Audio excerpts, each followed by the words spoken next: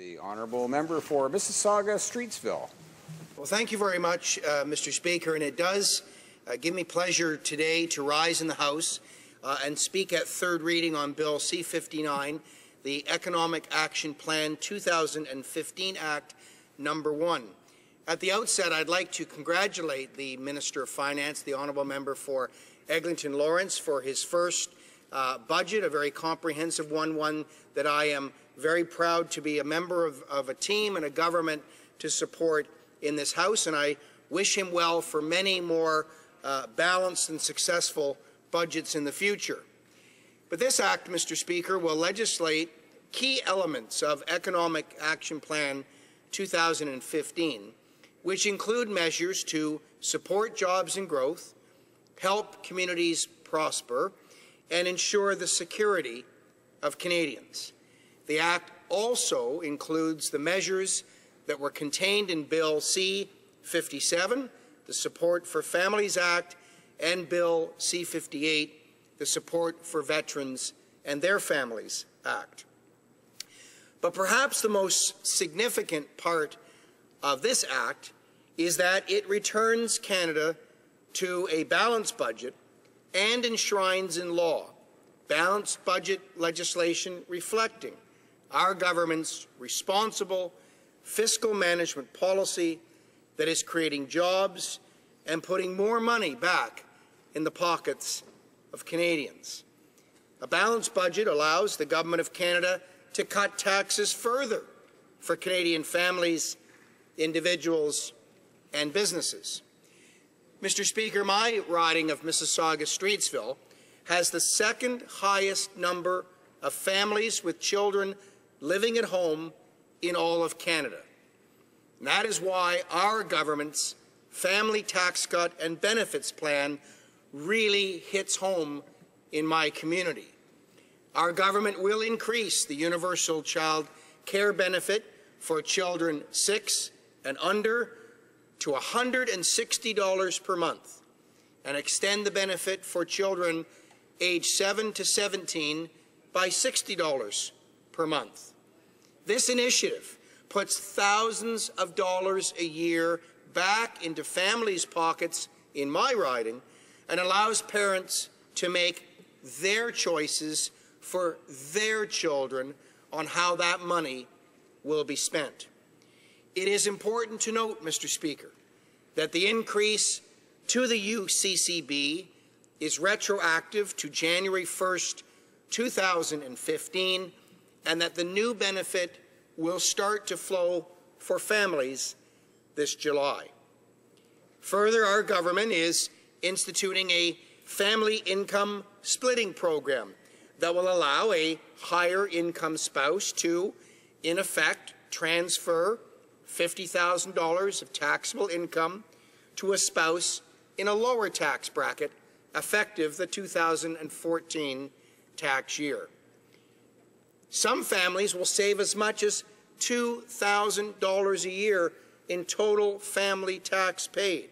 Yet another example of how we are putting more money back into the pockets of hard-working Canadian families. Economic Action Plan 2015 also increases the child care expense deduction dollar limits by $1,000, effective the 2015 tax year. The maximum amounts that can be claimed will increase to $8,000 from $7,000 for children under age 7, to $5,000 from $4,000 for children aged 7 to 16, and up to $11,000 from $10,000 for children who are eligible for the disability tax credit. Mr. Speaker, millions of Canadians have taken advantage of the very popular tax-free savings account. TFSAs are an excellent way for Canadians to save tax-free and have that money available in the future for their personal needs. Many Canadians have maxed out at the old $5,500 a year limit, and many would contribute more if allowed. I'm very pleased to report that Economic Action Plan 2015, raises the maximum contribution limit to $10,000, effective in 2015 and subsequent years.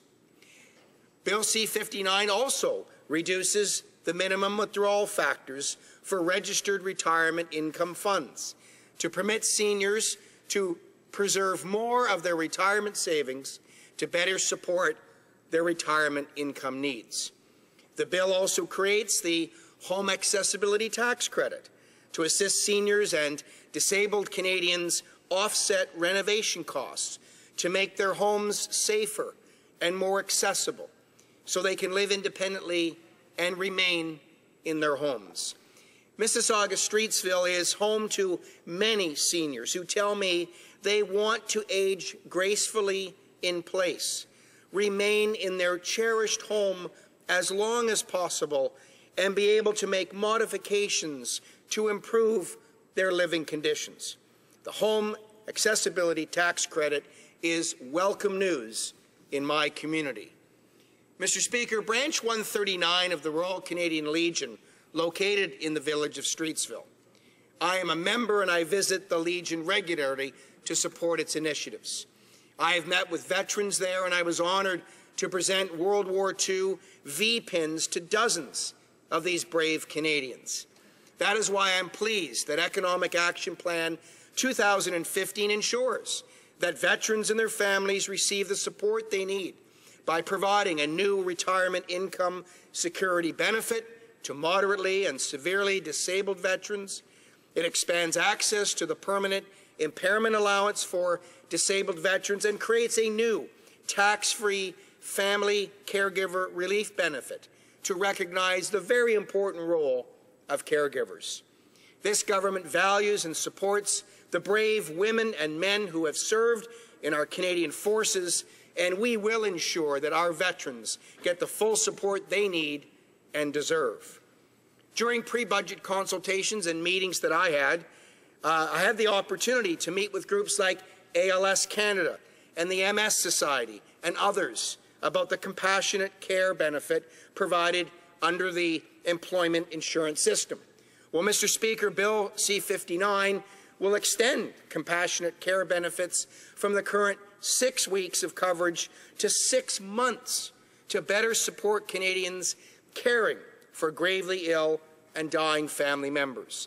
This change will benefit thousands of families across Canada when they need the financial and emotional support the most. The bill also implements very important measures for supporting jobs and growth.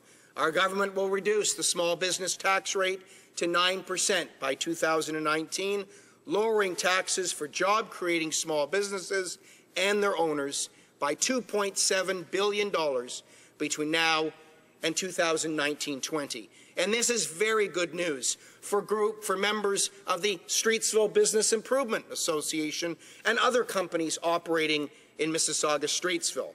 Predictable lower taxes each and every year is an important signal to the small business community. Recently, I've had the opportunity to announce several investments in Mississauga through the Federal Economic Development Corporation of Southern Ontario. These strategic investments assist leading-edge companies grow and expand, create new high-wage jobs, and contribute to research and innovation. Mr. Speaker, Economic Action Plan 2015 has seen the budget deficit reduced from $55.6 billion during the height of the recession and now with a $1.4 billion projected surplus. Mr. Speaker, all Canadians should be thanked and should be proud for their hard work and their support of this government as we return Canada to balanced budgets. Mr. Speaker, I ask all members of this House to carefully read Bill C-59, the important initiatives that are contained within it, and I ask all members of this House to rise and support this bill so that we can continue to make sure Canada is strong, proud, and free. Thank you very much.